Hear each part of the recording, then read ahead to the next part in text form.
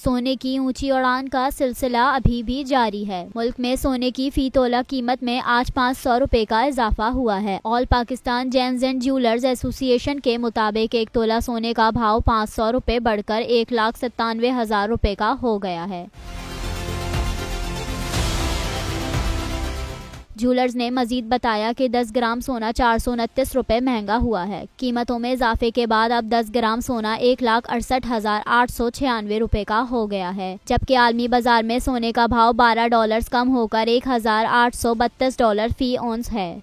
मैं हूं सैयद मुजम्मिल शाह और अब आप मुझे देख सकते हैं सिर्फ बोल न्यूज पर।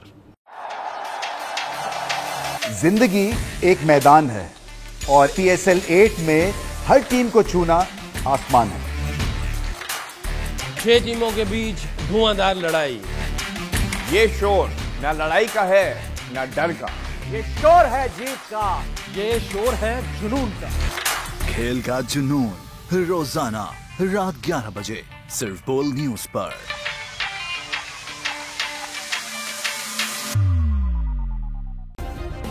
सब्सक्राइब करें और बेल दबाएं ताकि कोई खबर रह न जाए।